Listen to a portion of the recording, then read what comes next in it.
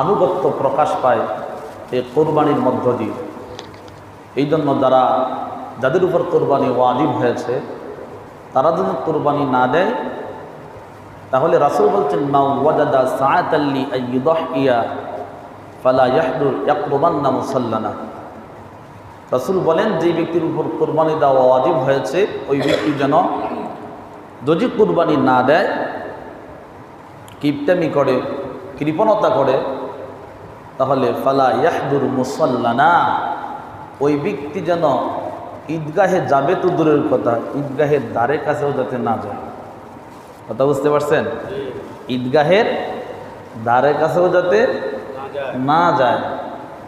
মা ওয়াদাদা সাআতাল্লি আইয়ুদহিয়া, কোরবানির সমর্থ হওয়ার পরে যে ব্যক্তি কোরবানি না দেয় ফালা ইয়াকরাবান্না মুসাল্লানা ওয়ালা ইয়াহদুর মুসাল্লানা, ওই ব্যক্তি যেন ঈদগাহে যাবে তো দূরের কথা, ঈদগাহের কাছেও যাতে না যায়।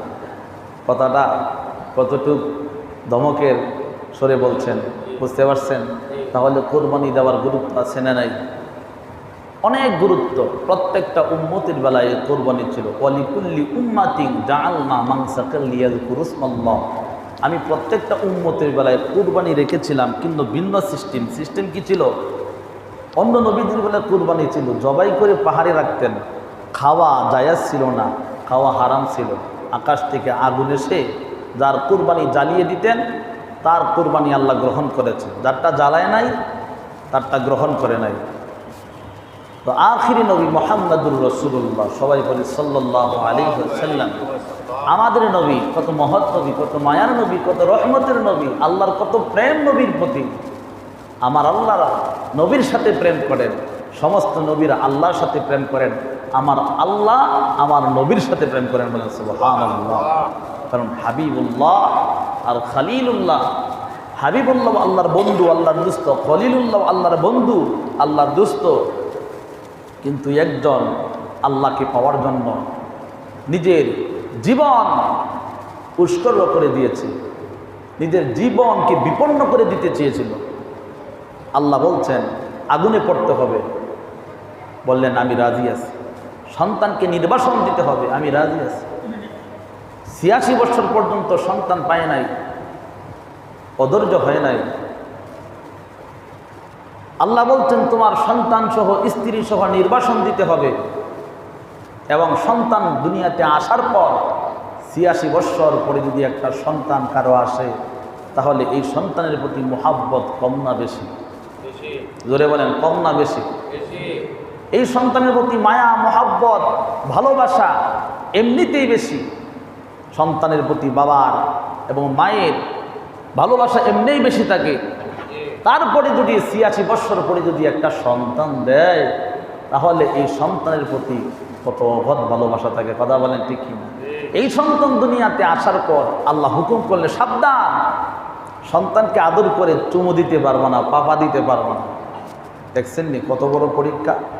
সন্তানকে চুমু দিতে পারবো না, কি করতে হবে?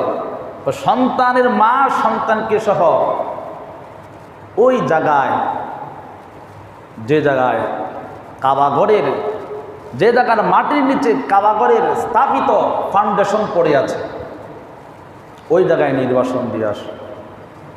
ইব্রাহিম আলাইহিস সালাতু ওয়াস সালাম বললেন, ইয়া আল্লাহ, আপনি যত পরীক্ষাই নেন আমাকে, সর্বোপরি কথা হচ্ছে আমি আপনাকে ভালোবাসি, আমি সব কিছু বিসর্জন দিতে রাজি আছি। বলেন সুবহানাল্লাহ। আর আমার আল্লাহ, আমার নবী যখন কান্নাকাটি করেন, আমার নবী যখন দুঃখ পান, তখন আমার স্বয়ং আল্লাহ ডেকে বলে, হে হাবিব, হে মুহাম্মদ সাল্লাল্লাহু আলাইহি ওয়াসাল্লাম, আপনি কোনো চিন্তা করবেন না, টেনশন করবেন না, আপনার মনে যা চায় আমি আল্লাহ সব কিছু পূরণ করে দেবো। বলেন সুবহানাল্লাহ। তাহলে একজন প্রেম করে আল্লাহকে পাওয়ার জন্য, আল্লাহকে পাইতে গিয়ে জীবনের সব কিছু বিলীন করে দিয়েছেন পয়গম্বর ইব্রাহিম আলাইহিস সালাতু ওয়াস সালাম। আর আরেকজনকে খুশি করার জন্য আল্লাহ সব কিছু কবুল করে নিয়েছেন। বলেন সুবহানাল্লাহ। পার্থক্য কতটুকু দেখতে পাচ্ছেন? আসমান জমিন ডিফারেন্স। একজন আল্লাহকে মহাব্বত করতে যাইয়া, ভালোবাসতে যাইয়া সব কিছু দিয়ে দিলেন, আর একজনকে আল্লাহ খুশি করতে যাইয়া আল্লাহ সব কিছু দিয়ে দিয়েছেন।